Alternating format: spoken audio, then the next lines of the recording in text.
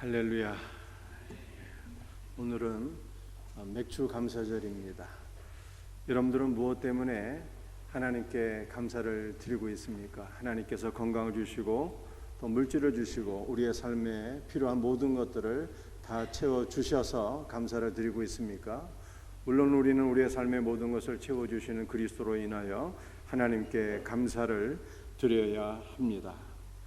그러나 우리는 잠깐 있다가 없어질 것 때문에 감사를 드리는 자가 아니라 영원한 생명이신 예수 그리스도로 말미암아 하나님께 감사를 드려야 합니다.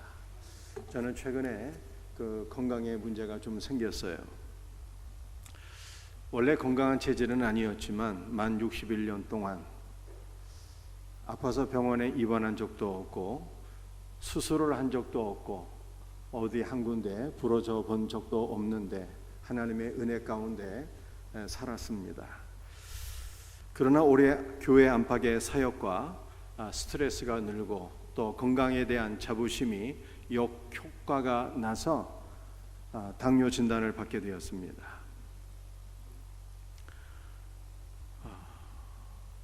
저의 선친께서 당뇨로 돌아가셨기 때문에 당뇨에 대한 위험성을 누구보다 잘 알고 있지만 당뇨에 대한 걱정보다는 오히려 감사한 마음으로 살고 있어요. 지난 60여 년 동안 건강하게 살게 하셨으니 감사하고 또한 무엇보다 모든 것이 잠시뿐이다 라고 하는 것을 다시 한번 깨닫게 하셔서 감사를 드리고 있습니다. 건강도 잠시이고 물질도 잠시이고 우리의 인생도 잠시입니다. 우리가 소유한 것 가운데 영원한 것은 아무것도 없습니다.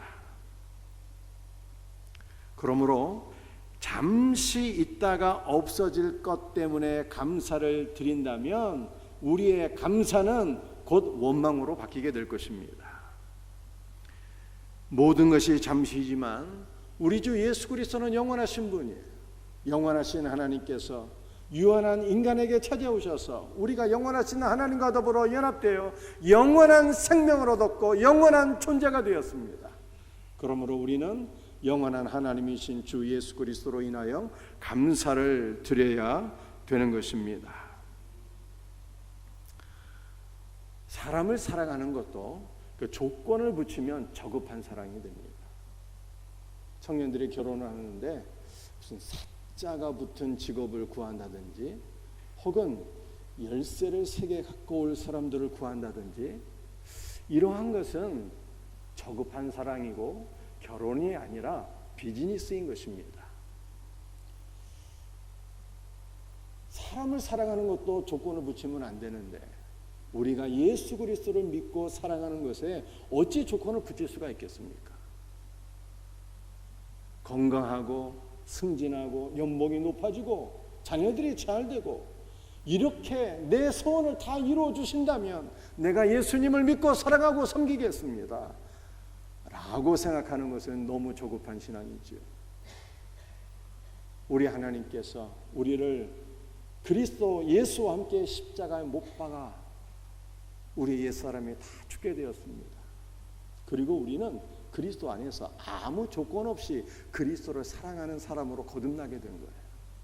그러므로 우리의 일평생 조건을 붙여서 그리스도를 사랑하지 말고 오직 예수 그리스도 한 분만 인하여 오직 그분으로 인하여 기뻐하고 감사할 수 있는 우리의 성도들이 되시기를 주 예수의 이름으로 축복합니다. 오늘은 우리 맥주절을 맞이하면서 구약시대의 세 절기를 살펴보고 과연 어떠한 영적인 의미가 있고 우리가 무엇 때문에 감사해야 될 것인가를 다시 한 번 더 살펴볼 수 있기를 원합니다. 출애굽기 23장 14절 16절 말씀을 같이 한번 읽어보겠습니다. 너는 매년 3번 내게 절기를 지킬지니라. 너는 무교병의 절기를 지키라. 맥주절을 지키라. 수장절을 지키라. 여러분들 이 말씀은 제가 전에도 드린 바가 있지만 오늘 또 새롭게 설명할 부분들이 있을 것입니다. 어떠한 말씀인지 한번 잘 우리 경청해 볼 수 있기를 원합니다. 우리가 구약에 세 절기가 있는데 무교병의 절기 지키라고 말씀하셨는데 이 무교병의 절기는 유월절을 가리키는 것이고요. 또 맥주절을 지키라고 말씀하셨는데 맥주절은 칠칠절 오순절이라고도 합니다. 수장절을 지키라고 하셨는데 장막절, 초막절이라고도 합니다. 이 세 가지 절기를 우리 한번 다시 살펴보며 감사의 제목을 찾아볼 수 있기를 원합니다. 첫 번째 우리 유월절입니다. 출애굽기 12장 7절과 9절 말씀을 같이 읽어보겠습니다. 그 피를 양을 먹을 집 좌우 문설주와 임방에 바르고 그 밤에 그 고기를 불에 구워 무교봉과 쓴 나물과 아울러 먹되 날거서나 물에 삶아서 먹지 말고 머리와 다리와 내장을 다 불에 구워 먹고 이스라엘은 어린 양의 피로 말미암아 구원을 받았습니다. 이스라엘 집 가정에 문설주와 임방에 어린 양의 피가 발라지게 되면 하나님의 심판의 천사가 그 집안에 어떠한 사람이 있는가를 보지 않고 넘어갔습니다.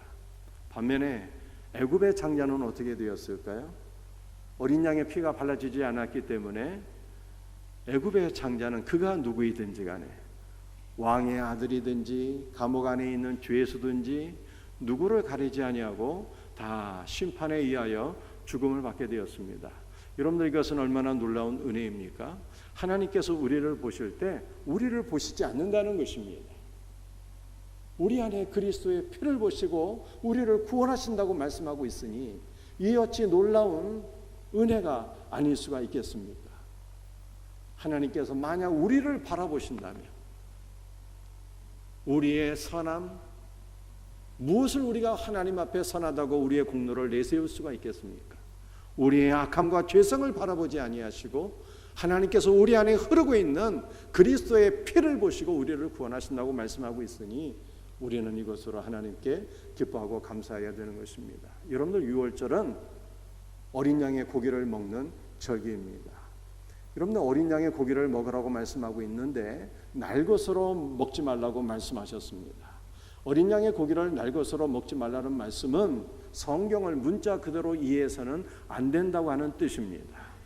여러분들 우리가 성경을 문자 그대로 이해한다면 오늘날에도 우리는 어린 양의 고기를 먹으며 제사를 드리며 그렇게 신앙생활을 해야 되는데 여러분들 이것은 이미 다 그리스도 안에서 끝난 것입니다. 그러므로 우리는 성경을 문자 그대로 이해하고 적용할 것이 아니라 성경 말씀을 영적으로 해석을 해야 되는 것입니다.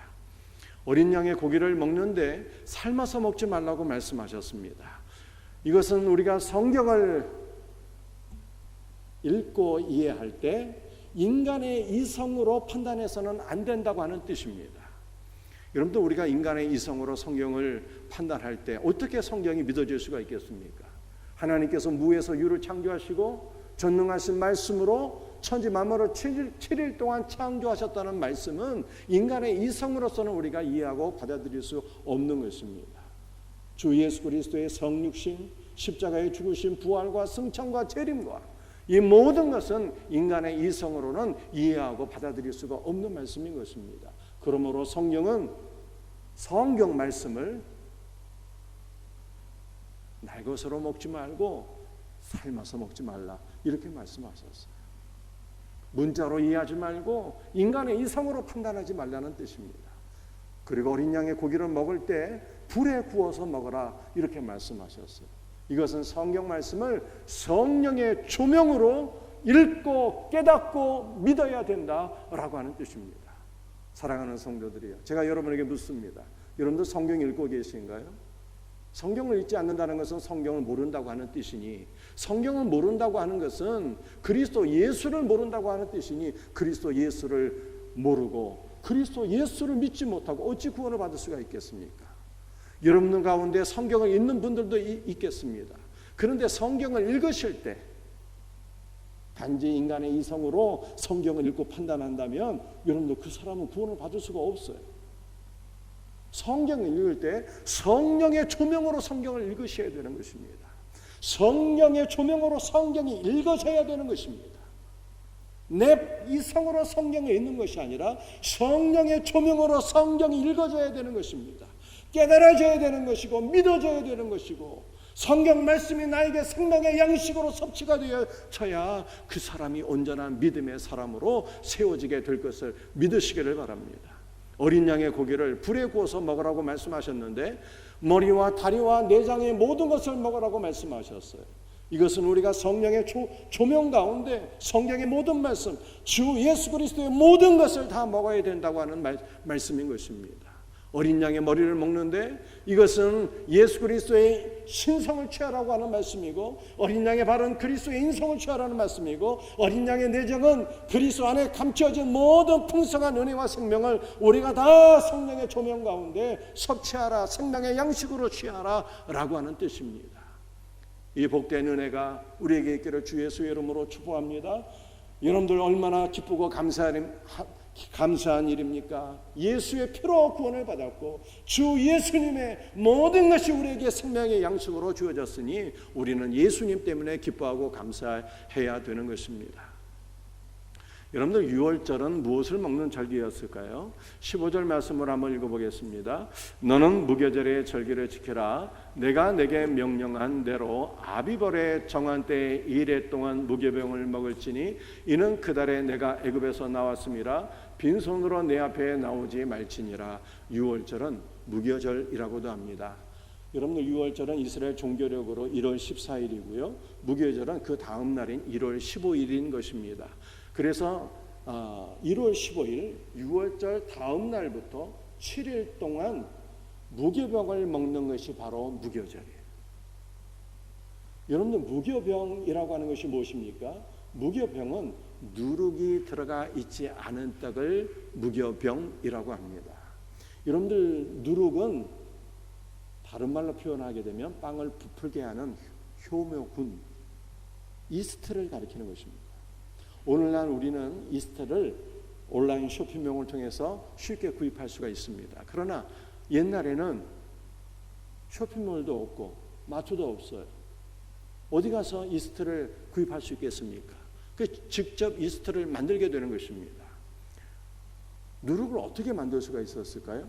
물기가 축축한 밀가루 반죽을 화덕 위에다가 하룻밤 놓아두게 되면 거기에 곰팡이 균이 생기게 되는 것입니다. 그리고 그 곰팡이 균을 밀가루 반죽에 넣게 되면 그것이 바로 유교병이 되는 것입니다. 그리고 이 누룩이 들어가 있지 않은 떡은 바로 무교병이 되는 것입니다. 다시 말씀드립니다. 유교병, 즉 누룩 있는 떡은 어제의 반죽을 오늘의 떡에 넣은 것입니다. 때문에 누룩 있는 떡을 가지고 출애굽을 하는 것은 애굽을 끌고 나가게 되는 것입니다.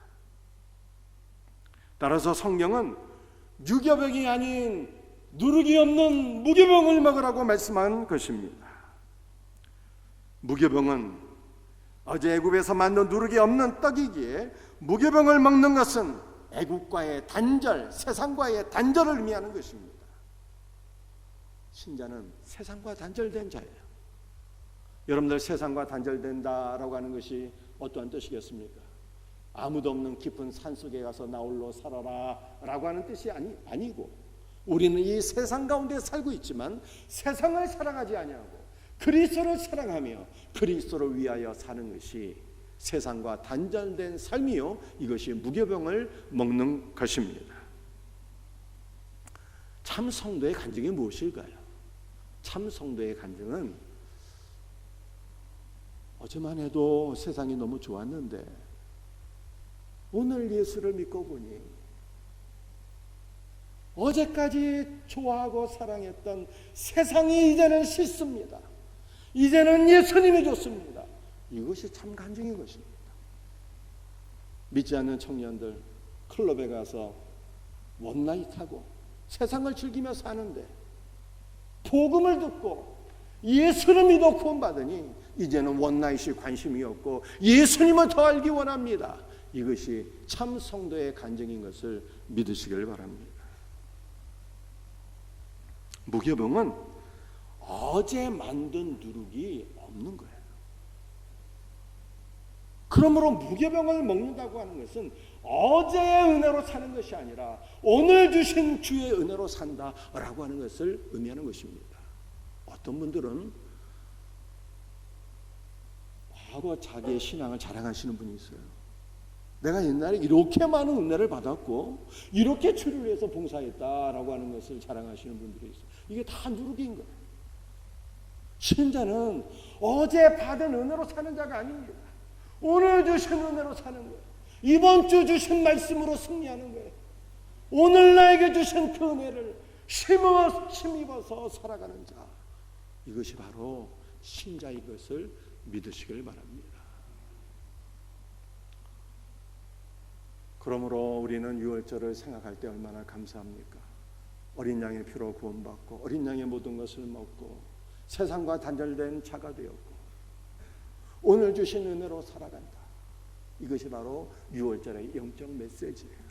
이 놀라운 은혜가 우리 모두에게 있기를 예수 그리스도의 이름으로 축복합니다. 자, 맥주절 두 번째 우리 한번 살펴보시겠습니다.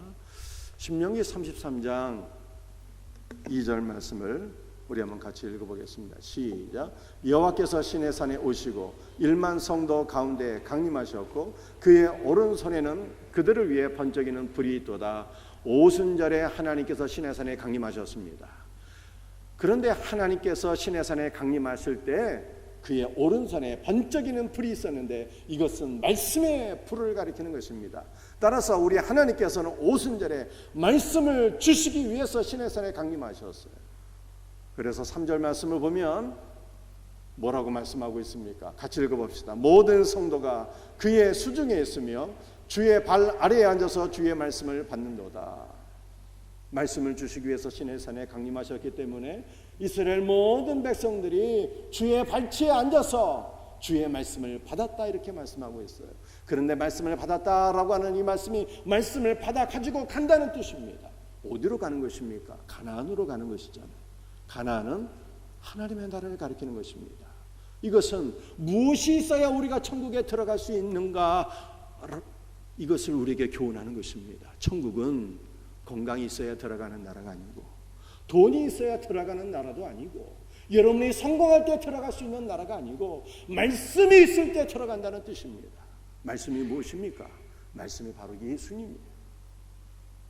예수님이 말씀이고 예수님이 생명이고 예수님이 천국인 것입니다. 그러므로 우리는 말씀 가운데 그리스도 예수를 만나야 천국 가는 거예요. 맥주절이 얼마나 감사한 절기입니까? 말씀을 주신 절기, 말씀이신 예수님께서 우리에게 찾아오신 절기가 바로 맥주절이에요. 그러므로 우리는 오직 예수님 그분으로 인하여 감사를 드려야 되는 것입니다. 자, 이 말씀을 여러분들이 잘 이해할 수 있기를 바라겠어요. 레위기 23장 17절 말씀입니다. 같이 이 말씀을 한번 읽어보겠습니다. 너희 초소에서 10분의 2 에바로 만든 떡 2개를 가져다가 흔들지니 이는 고운 가루에 누룩을 넣어서 구운 것이요 이는 첫 유자로 여호와께 드리는 것이며 맥주절에 하나님께서 말씀을 주시기 위해서 시내산에 강림하셨다는 것을 말씀드렸어요. 그런데 이것을 기념하기 위해서 떡 2개를 오순절에 맥주절에 하나님께 드렸습니다. 이 떡 2개는 무엇을 가리키는 것일까요? 하나님의 말씀. 하나님의 말씀이 두 돌비에 새겨져서 이스라엘 백성들에게 전달되지 않았습니까? 그래서 이 떡 2개는 2개의 돌비에 하나님의 말씀을 상징하는 거예요. 이 떡 2개를 요제로 하나님께 드렸어요. 여러분들 요제라고 하는 것은 동서남북으로 흔들어서 하나님께 제사로 드리는 것을 요제라고 그래요. 다시 말해서 떡 2개가 요제로 하나님께 드려진 것은 이 2개의 떡이 생명의 말씀으로 온 세상 만민을 위한 생명의 말씀으로 하나님께 드려졌다는 뜻입니다.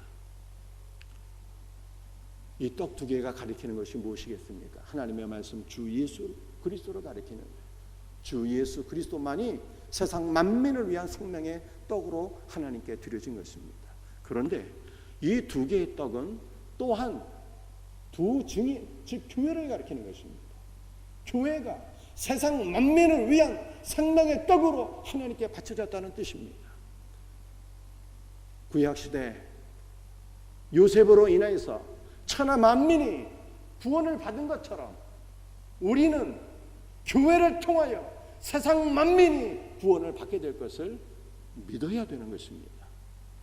여러분들, 교회는 세상 만민을 위한 생명의 떡으로 하나님께 바쳐졌어요. 그런데 교회가 세상 만민을 위한 생명의 떡이 되기 위해서 무엇이 필요할까요? 이것을 잘 기억해야 되는 것입니다. 여러분들, 우리는 그리스도 안에서 다 알곡이에요. 우리 성도 한 명 한 명이 다 알곡입니다. 그러므로 우리는 알곡으로 하나님 나라에 저장되는 것이죠. 내가 알곡으로 있을 때는 구원받을 수가 있어요. 그러나 알곡 그대로만 있다면 우리는 세상 만민을 위한 생명의 떡이 될 수가 없습니다. 세상 만민을 위한 생명의 떡이 되려면 두 가지가 필요해요. 하나는 17절에 뭐라고 말씀하고 있습니까?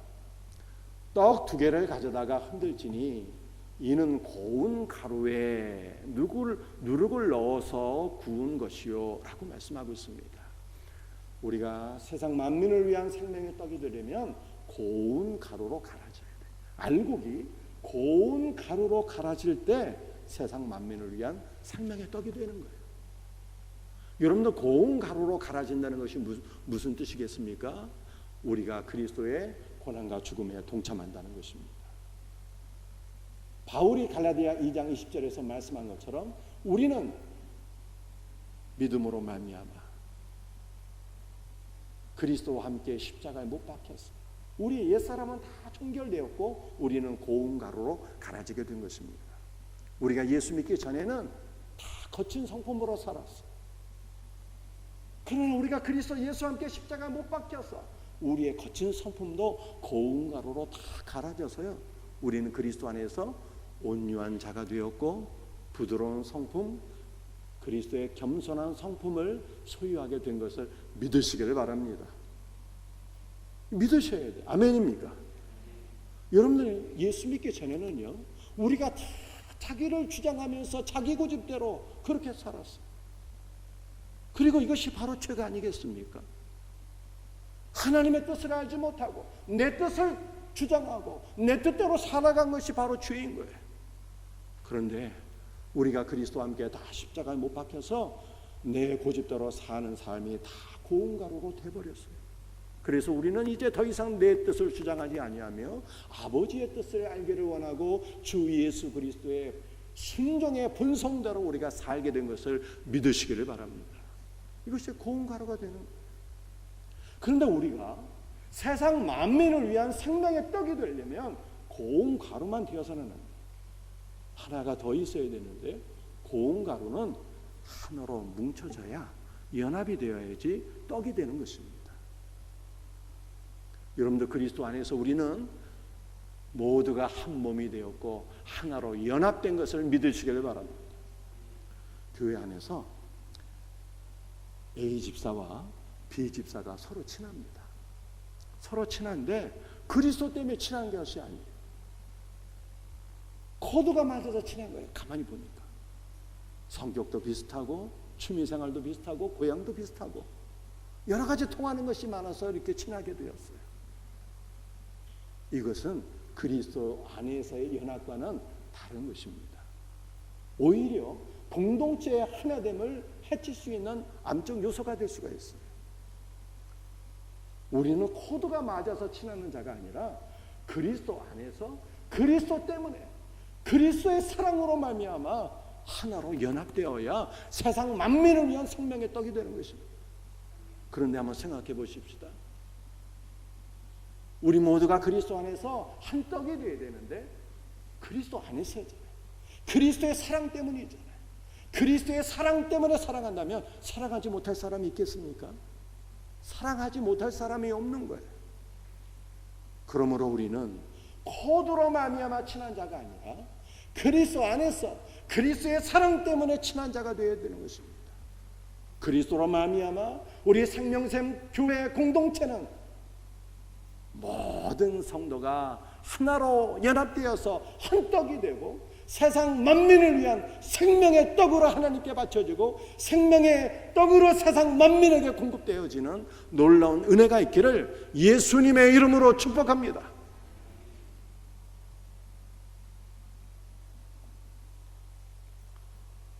우리 세 번째는 수장절이죠. 이 수장절은 초막절, 장막절이라고도 합니다. 23장 16절 말씀을 한번 같이 읽어보겠습니다. 맥추절을 지키라. 이는 내가 수고하여 밭에 뿌린 것에 첫 열매를 거둠이니라. 수장절을 지키라. 이는 내가 수고하여 이룬 것을 연말에 밭에서부터 거두어 저장함이니라. 여러분들 이 수장절을 지키라고 말씀하셨습니다. 저장하는 절기예요. 한 해 곡식을 추수하고 저장하고 또 한 해 동안 거두어들인 모든 과일들을 추수하고 저장하는 그러한 절기인 것입니다. 이것은 또한 우리가 그리스도의 은혜로 말미암아 그리스도 안에서 알곡으로 추수가 되어서 천국 창고에 다 저장될 것을 보여주고 있는 말씀인 것입니다. 얼마나 감사합니까? 이스라엘 백성들은 이 수장절을 지킬 때 어떻게 지켰는가 하면 광야로 나가서 초막을 짓고 7일 동안 그 초막 안에서 살면서 수장절을 지켰어요. 그리고 이것은 이스라엘 백성들이 과거 광야 생활 40년 동안 장막에 거하며 살았던 것을 기억하며 하나님 앞에 감사하는 절기가 되기도 했습니다. 여러분들 광야는 매우 위험한 곳이었어요. 광야의 더위는 견딜 수 없는 더위입니다. 한밤에는 기온이 뚝 떨어지게 됩니다. 광야에는 독사와 독충과 사람을 해롭게 하는 것들이 많이 있어요. 그런데 장막이 모든 해로운 것들로부터 이스라엘 백성들을 보호해 주었습니다. 이스라엘 백성들은 장막 안에서 안식과 평안을 누리게 되었어요. 그런데 이스라엘 백성들이 이 광야 생활 가운데 살았던 보호를 받았던 이 장막은 예수 그리스도의 상징입니다. 그래서 성경이 이렇게 말씀하고 있어요. 말씀이 육신이 되어 우리 가운데 거하심에, 이 거하다라고 하는 단어가 하늘 장막을 펼쳐주신다라고 하는 뜻입니다. 예수님께서 우리 위에 하늘 장막을 펼쳐주셔서 우리는 장막이신 그리스도 안에서 안식과 위로와 소망과 평안을 누리게 된 것입니다. 제가 여러분에게 질문하겠습니다. 사랑하는 성도들이, 여러분 가운데 위로와 안식과 평안과 회복이 필요한 분들이 있습니까? 우리는 이것을 어디서 어떻게 구하고 누릴 수가 있는 것입니까? 참 장막은 예수님인 거예요.